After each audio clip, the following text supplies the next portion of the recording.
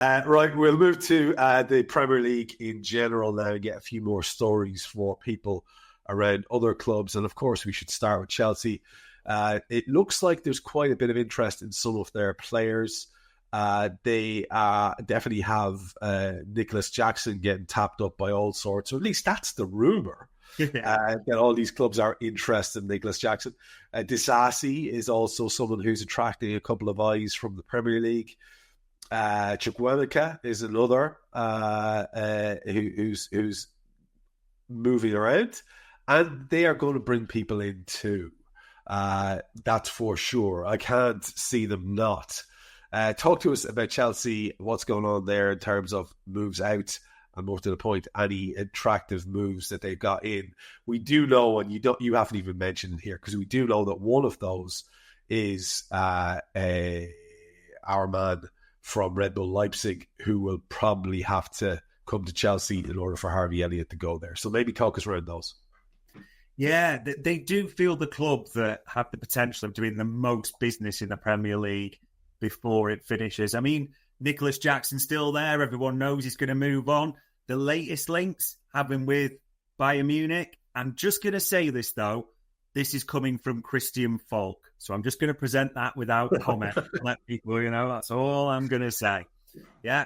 Bournemouth have made an inquiry for Axel Disasi, and I'm going to come back to Axel Disasi because I didn't have time to find this photo, and I wish I had so badly. Chukwuemeka is now a Dortmund player, so that deal's done. And Anselmino is set to follow, but on loan to Dortmund at the same time. Incomings-wise, you mentioned Xabi Simons, and everyone's kind of waiting for that one. But Ornstein dropped this at 2:00 today, didn't he? Saying they're looking, knowing that Barcelona, of course, have Barcelona problems, at the possibility of a move for Ferman Lopez. And in fact, there are more stories that they've already made contact and prepared to do that, which you think, well, hold on. He's an attacking midfielder. He's a hell of a talent as well. Why would you buy him and Xabi Simons, which I think is a prudent question if this does sort of accelerate on that one as well. So there's a lot could really happen for Chelsea. The best bit, though, is Disasi. Do you remember last summer when they were falling out with the likes of Chalobah and Gallagher, and they made them train like at the complex away and then at the leisure centre and everything like that, Trev, when they kind of banished them from the training ground? Disasi took a picture and got made to take it down of, as it's called, the Chelsea bomb squad. You know the place you didn't want, like, in this little tiny changing room, which literally looks like your local leisure centre where you get changed for five-a-side type of things, not like a glorious Premier League. It was brilliant. And there was Disasi, Chukwuemeka, a few others, Badashile. And the best one was, there's a little picture of a guy called Alfie Gilchrist, who's a Chelsea youngster who's they're trying to get out as well. And he was just sat there like, head in his hands like, what am I doing with my life type of thing. Just like it's honestly, I wish I'd found it. It's a brilliant photo. But as people are commenting, and Chelsea fans, it's quite clear they've set up that bomb squad dressing room away from everyone to try and push the players out. So Sweeney Todd is still doing Sweeney Todd things. They could generally be the one that does the most madness before it closes. Everyone always thinks the Premier League squads are just like floating around in their lovely leisure gear, in their flip-flops, going around like picking out the right yogurt and blueberries and having chats and high fives and, Mo Salah sitting at his Mo Salah bench and his Mo Salah coffee bar. But that's just us. Other clubs have absolute carnage going on. And even Liverpool in the past, every one of the 80s greats that I interview, I've been lucky enough to talk to all of them. And the one story they all had in common was Ronnie Moran saying, throw your medals there. There's a box, a busted old cardboard box with the medals. Take one if you think you deserved it. And the other story was, there's always a bunch of lads who are disgruntled and pissed off, and they gather together. At Liverpool, we used to call them the sour grapes. And they would train with a bad, nasty edge on them. Everyone just grumping and groaning and giving out about the world. Why would it be any different? Why would it not actually be worse? And of course, it's really interesting to hear that that's going on at Chelsea. You can be sure it's happening at Man United as well. We might get to United, but let's go to Palace next, because we know that they're looking to replace Etse, and it looks like they've got this Pino guy lined up.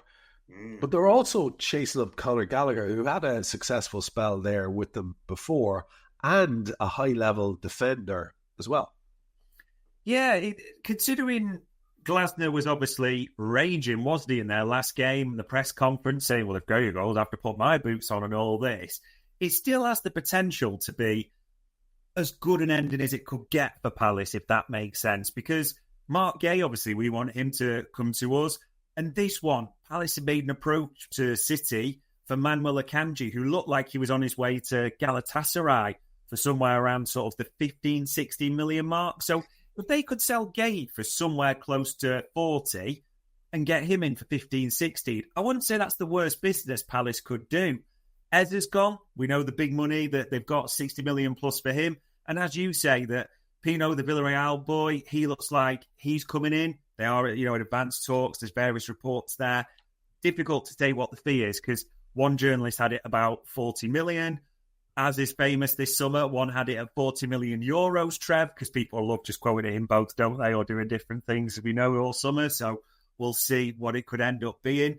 And also, like you mentioned, Conor Gallagher, who had such a good time on loan there and is now an Atletico Madrid player, they have asked about getting him back as well. So nothing's guaranteed yet for Palace, don't get me wrong. But if they lost Guehi and Eze, it is a big loss. But if they get back in Akanji, Gallagher and Pino and make a profit, I wouldn't say it's the worst deal all round, put it that way.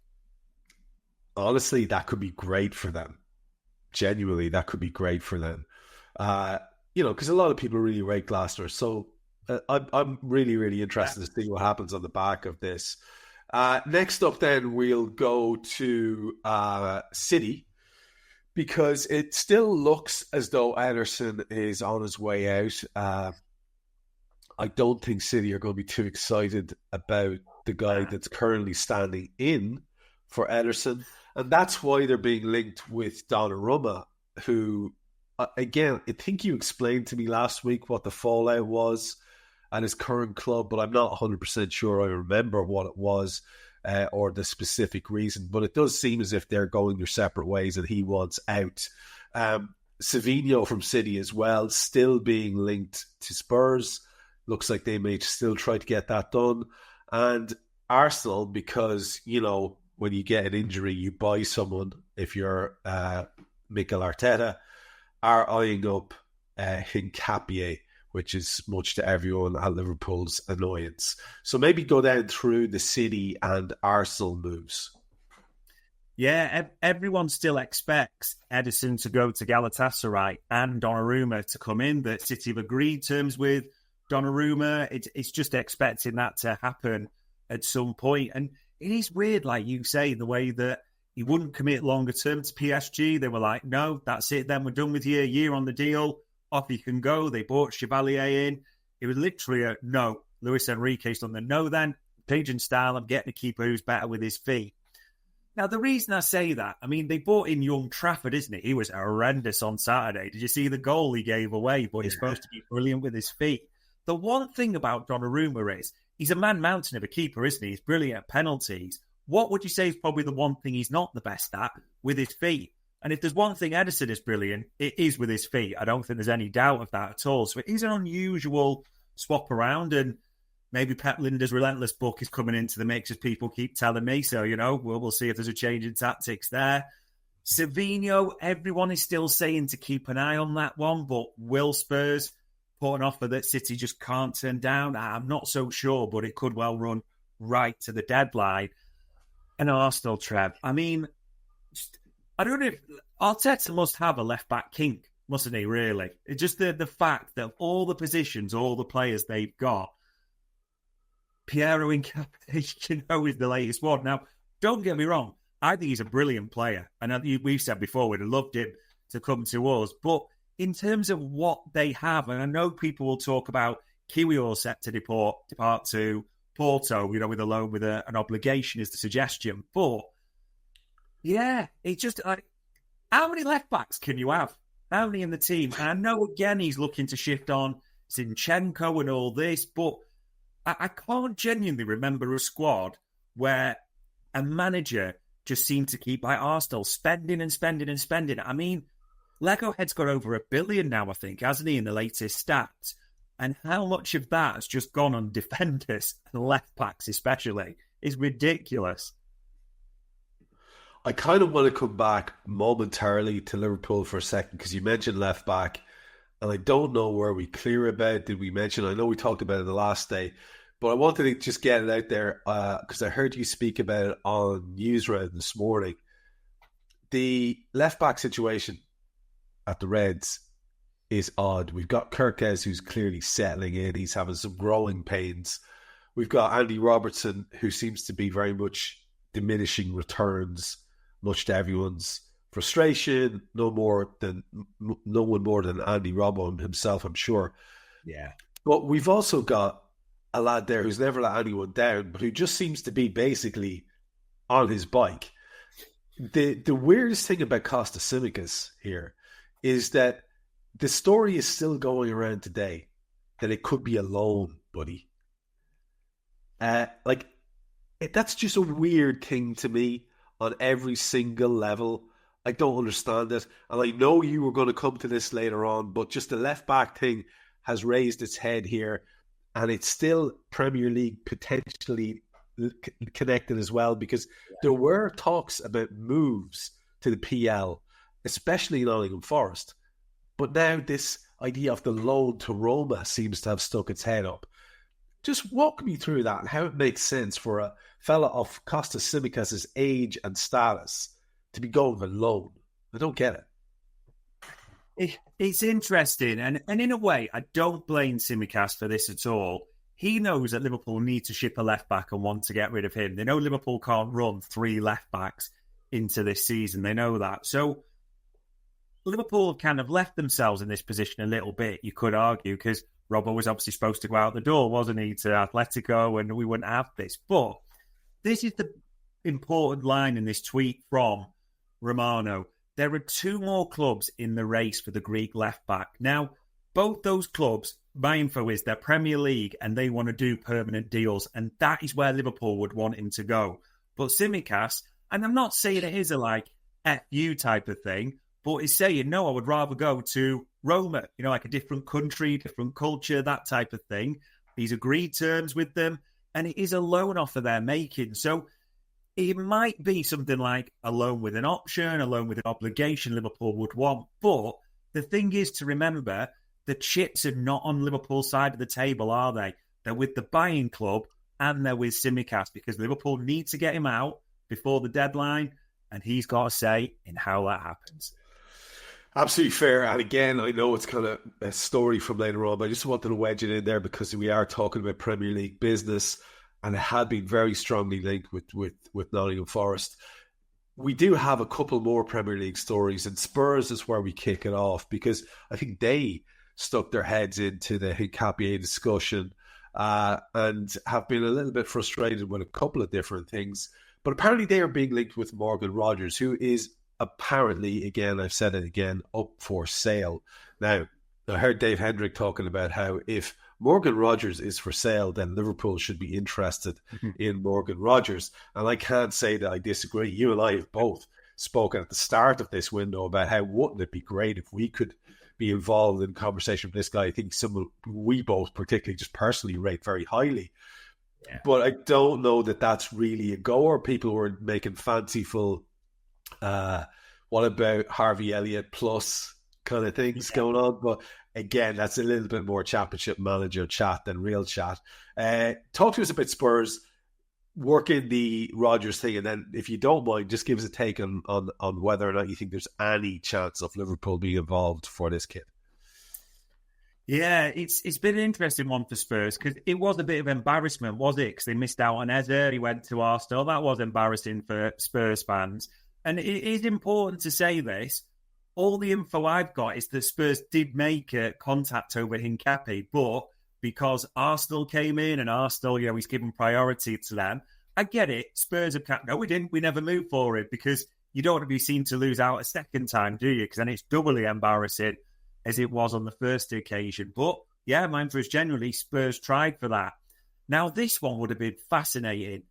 They made a bid, because obviously they lost out with Eze, to Nico Paz, the youngster who's with Como. But this is important to say, Real Madrid made sure they turned this down because they've got high hopes for this kid and they've got the buyback clause as well. And, there's the agreement they'll compensate, as it says, Como in the future. So I would have been intrigued to see this kid in the Premier League because he is special. And I get why Real Madrid made Como shut that down for that deal. So they've missed out on that. Spurs have got money, though. Everyone knows this, don't they? Because you make a move for Hincapie, you make a move for Eze, and you fail. Everyone knows you've got cash. So they're in this difficult position of people are going to put inflated fees. Now, Morgan Rogers, Trev. How the hell am I going to introduce this without everyone going nuts? Right. Morgan Rogers signed a new deal with Villa about 7-8 months ago, give or take. I couldn't tell you the exact date, but a new deal. Now, since then, Villa missed out on the Champions League last season. Everyone knows about Villa's PSR issues, don't they? It's absolutely no secret. Villa are not actively looking to sell Morgan Rogers. They're not peddling him with that way. However, this is really important to say. A few journalists report it's kind of, I think you call it a bit of an open secret somewhat, that if you were to rock up with 80 million quid to Villa's table and agree to decent payment terms, that's important to say for Villa, they would look favourable on it. They don't want to sell the player, but in their current, what do you call it, predicament, because PSR's, one of those things that triggers people. But in their situation, that comes into the mix. Now, everyone's going to go, so we can get that. We've got to be crystal clear at this. It goes back to what I said in that section earlier. Liverpool are looking at a third player, but it all depends on how much you're committing to Isak. And this is the big problem, isn't it, with Morgan Rogers? If Villa are looking for an £80 million fee and Newcastle are asking for, as the suggestion is, 135, that's a hell of a chunk of cheddar, isn't it there, Trev? About 220 million. How much is going to be committed up front? What are both clubs going to want? Now, Isak is obviously the priority for us. And the real suspicion is that, yes, Liverpool admire Morgan Rogers a lot. Yes, of course they would love him in their squad. But I think the big difficulty is with that Isak situation and not knowing exactly how much they're committing to right now, time is ticking.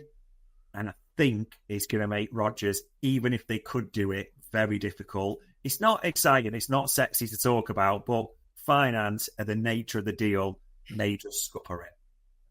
Now, I hate to say it, but that crowd across the park at the Hill Dicko seemed to have got a couple of really good moves, like proper bits of business. You can say what you like about Jack Grealish, but he's clearly a baller when he wants to be. Yeah. And I saw a very interesting and quite emotional interview with him talking about his delight to be at the club. He's only there 10 days or something, but he was talking about the joy of just playing football and getting his love for football back, which I think says a lot about the Pep Guardiola regime, but they've also done a deal for Tyler Dibbling. This is impressive.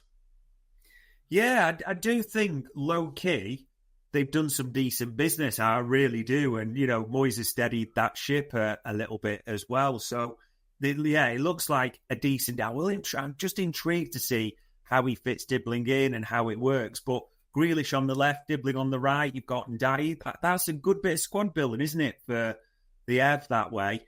United as well, that's the other one. That they are set to sign this, I'm probably pronouncing it wrong, Lamens, I think it is, from Royal Antwerp, this young keeper, which, gosh, I mean, they're all terrible, the ones they've got, haven't they? And Onana's absolutely hideous. So it does feel like this youngster will come in and probably be the starting keeper. So where that leaves Onana, remember though, as Ruben Amorim keeps telling you, he has not dropped Onana. He's just not first choice right now behind that keeper who keeps letting goals in as well. So, yeah, there's some interesting business. And I bet coming into deadline day and deadline week, there's going to be some exciting stuff going off last minute. There has to be. There has to be. Yeah, the Ruben Amorim stats are getting pretty damning. I've seen them up there. They're quite glaring. Less points than games played and so Yeah. on. It's getting to be a little bit where he's going to have to start working some magic there pretty quick. So it'll be interesting to watch that, of course, as always.